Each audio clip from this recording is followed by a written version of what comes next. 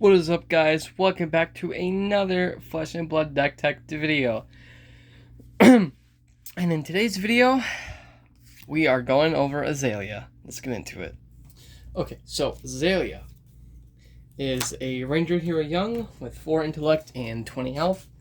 And she has the once per turn action of for 0 resources, you can put a card from your arsenal on the bottom of your deck. And if you do, put the top card of your deck face up into your arsenal. If it's an arrow, it can dominate until the end of turn.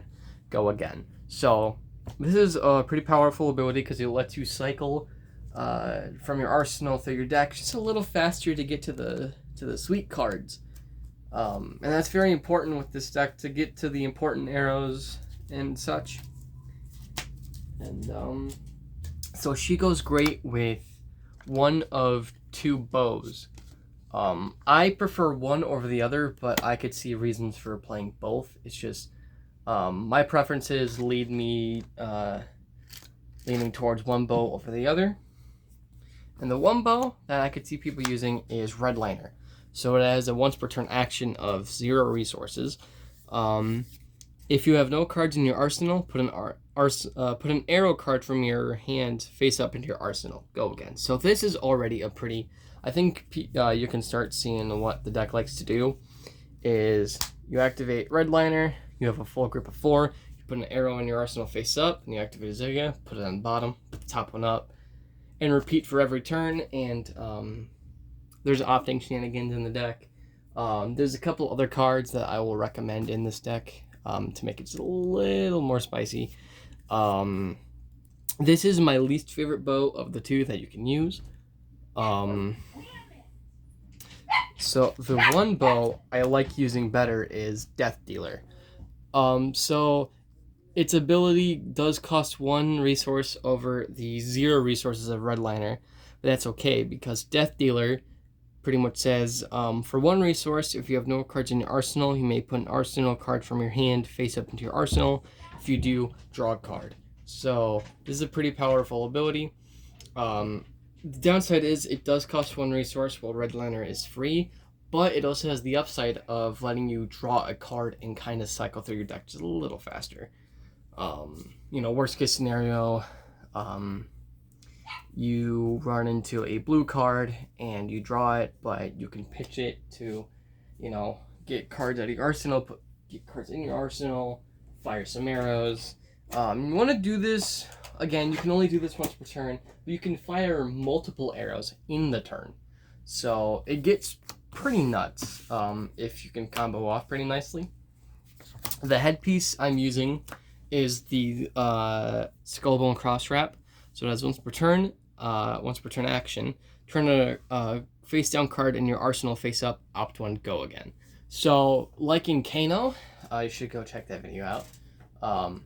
In my Kano build, in my Kano video, I said that opting is a very good thing because you want to manipulate the top of your deck to allow Kano to banish the better cards of your deck to allow you to get, the better cards and do more arcane damage. It's kind of the same in this deck, but instead of dealing arcane damage, you just want to get your good arrows and your good reload spells and, just go as fast as you can. It also does have Arcane Barrier 1 and Blade Break, so that's pretty good, because if you're up against Wizard, the Arcane Barrier is going to help, but if you're up against a physical deck, Blade Break is pretty cool, I guess. Next, obviously, you're going to want to run the Tunic, like I said in the Old Hymn build, in the Old Hymn video I did. You should go check that out too. Yeah, this is, it's a must-of, so kind of self-explanatory. The other chest equipment I use is Deep Blue. So as an action, you can put a card from your hand on the bottom of your deck, destroy Deep Blue, and gain 3 resources and go again. So it's just a cheap way to get one of the dead cards out of your hand. Gain you 3 resources to do whatever. Activate Death Dealer, do this, do that. Fire a couple arrows, pay for Arcane Barrier. You can't pay for Arcane Barrier because you can't activate as an instant, but you can pay into firing arrows. So that's pretty cool. In the arms, I'm running bullseye bracers.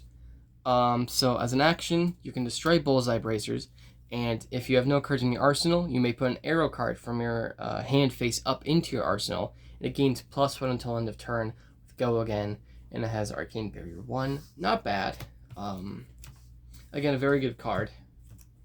And for the feat, I do not have Perch Grapplers, which I would recommend running Perch Grapplers instead of, well, in addition to playing Snapdragon Scalers. So Snapdragon Scalers, I like running it in a couple decks because it's just a good, well, literally generic feat equipment. It's very good. I like running it in Bolton, Lexi, if and when I play Lexi. Couple other cards here and there, you know, cheap, fast decks. Ninjas is another good one, although I prefer Breeze Rider boots. Yeah, so attack reaction, destroy it, attack action card with cost 1 less gains go again. So all your arrows are gonna cost 1 or less. There's a couple that cost 2, but not very many. Let's get into the deck. So starting with red, I run 2 Searing Shot, 0 cost for 4. Arrow attack. Most of the deck is arrows. I think I only run a couple non-arrows. They're like defense reactions or a couple actions here or there. So if it hits, they lose 1 health. So if it hits, they lose 5. If they don't block, they lose 5 health. If one gets through, they lose another. So that's pretty good. Next is one of my favorite arrows of the deck is Sikkim Shot. So for 1 resource, it attacks for 4 with go again. This is good. And keep in mind that arrows can only be played from your arsenal, and Rangers rely on the arsenal zone to do their stuff. So it kind of loses to Icelander and other ice cards that can freeze your arsenal and destroy it. It's a slow deck. It does take time to set up. That's why I think Rangers are better in CC or Classic Constructed than in Blitz, because it takes more time to set up. But I've managed to win a few games here and there with Azalea. Next is Headshot. So for 1 resource, it says if it's put into your arsenal face up, it gains +2 attack until end of turn. So if you're able to put it in your arsenal and then attack with it, with, let's say, like Azalea or something, you opt it or put it in your arsenal face up, it gains +2. So it's attacking for 6, and it has Dominate. So 6 dominating arrow really isn't that bad. Next is another one of my favorite arrows, is Hamstring Shot. So it's a 1 for 5, and if it hits, their first attack during the next turn costs an additional 1. So it's pretty much a Frostbite on a stick. Or I guess, well, yeah, literally a stick, because arrows are sticks. Yeah, so very good attacks for 5. If you pump it with like Overflex or the Bullseye Bracers or something, it's attacking for easily 6, 7. Not a bad card, not a bad card. Next is Ridge Rider Shot. It's 0 for 4. And if it's put in your arsenal face up, opt.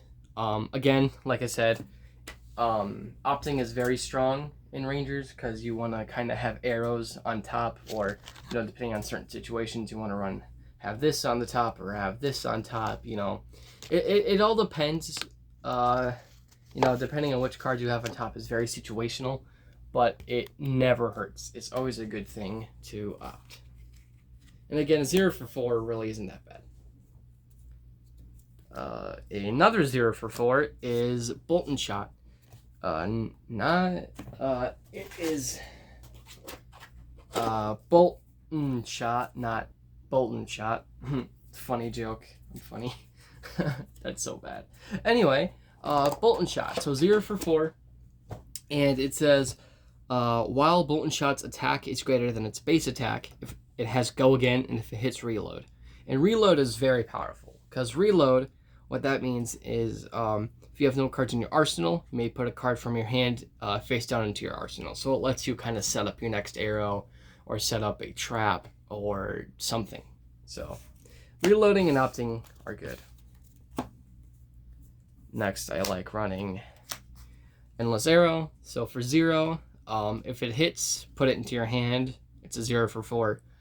It's really good because it's a recurring arrow, and I've lost several games to a Lexi deck, a Lightning Lexi deck with Voltaire, having 2 Arsenal slots with New Horizon, 2 Arsenal slots just beating me with Endless Arrow because the player had 2 Endless Arrows in both of her arsenals and just kept beating me with it because she kept getting Gogan from the lightning attacks. And it was like, oh my god, it's so overwhelming, and you only have 4 cards in your hand at max, so blocking every time, kind of hurts. Overflex. It's a 1-cost ranger action. Your next arrow attack this turn gains +4 attack and has reload and go again. This is a super good card. It's really good in this deck because it buffs your arrows. It lets you set up again, and it's really good.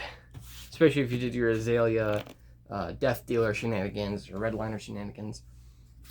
I do, unfortunately, only have 1 3 of a kind. The next card is Take Aim, so I would recommend taking out a Take Aim and putting it for a 3 of a kind. But 3 of a kind is still good. It's 1 cost. You draw 3 cards. Until end of turn, you may only play cards from your arsenal. Go again. So this is just a super good card, obviously, because drawing cards in Flesh and Blood is super powerful, especially if you're drawing 3.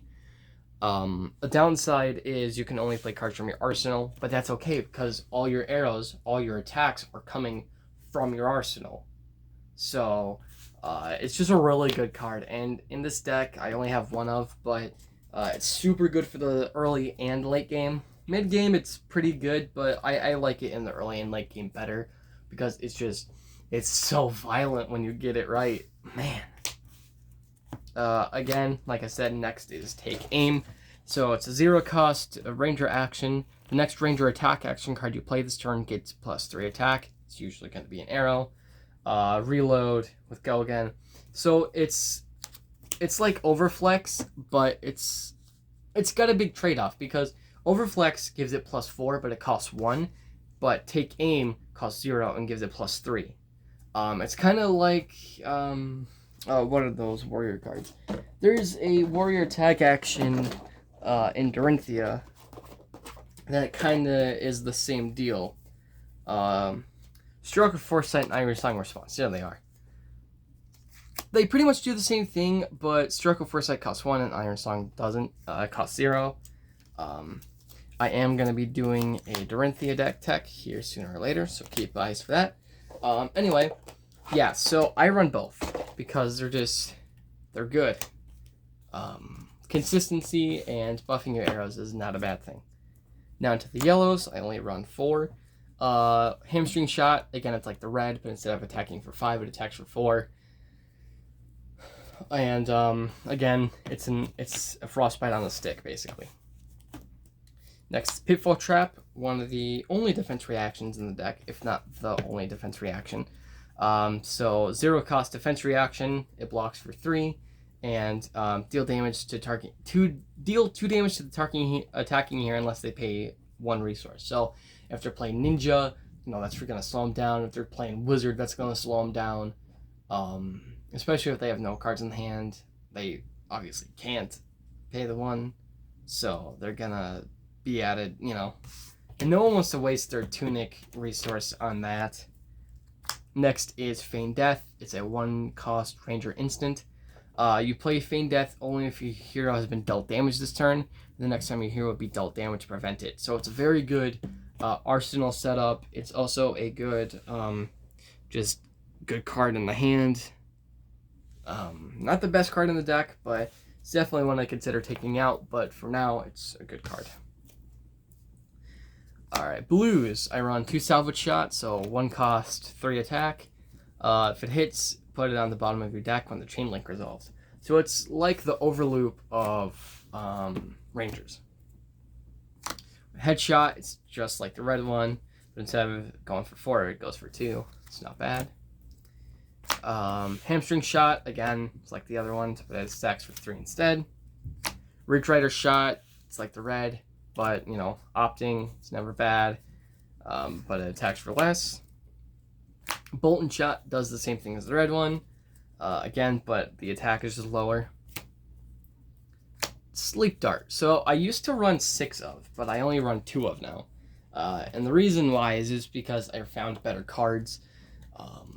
And pitching the Sleep Dart isn't, you know, a terrible thing, but really only playing the 2 isn't that bad. So if it hits, it's the 1 cost, 3 attack arrow. If it hits a hero, they lose all hero card effects and activated abilities till the end of their next turn. So basically, if it hits Azalea, her text box is empty. That's pretty much all it does. It like essentially puts the hero to sleep. They can still play cards, but they just cannot, like they can't play specializations. They can't activate their abilities. Next, 2 Overflex. Again, just buffing your arrows. Now we get into Azalea specializations. So you run 2 Knock the Death Whistle. So Knock the Death Whistle is a 0 cost ranger action. Azalea specialization. Search your deck for an arrow card. Reveal it, then shuffle your deck and put it on top of your deck with reload and go again. So the point is to get Knock the Death Whistle off. Jeez, to get Red in the Ledger. So Red in the Ledger is Azalea's arrow. So that's a Azalea specialization. If Red in the Ledger hits a hero, they can't play or activate more than 1 action during the next turn. So it's coming in for 5. That's a lot in Rangers. It's just a lot in general. So the point is do your shenanigans, play Knock the Death Whistle, then you go get Red in the Ledger and do shenanigans and slow your opponents down. It's just great. These 2 cards are great. You know, they're very good cards, and that's why I run 2 of. You know, it never hurts to have good cards in the deck. It hurts your opponent, but that's the point. And you want to hurt your opponent. Maybe emotionally, but definitely physically in this game. Don't punch them or anything. But if you win with Azalea, then I'm going to punch you. Yeah, so I will say Azalea is definitely the worst of the 2 Rangers, which hurts me to say because I just don't like Lexi that much. I don't know why. I just prefer Azalea. You know, that's my thing. Everybody has their own opinions. I respect that, but Azalea is my cup of tea. And if you prefer Lexi, let me know why down in the comments below. And I will see you in the next one.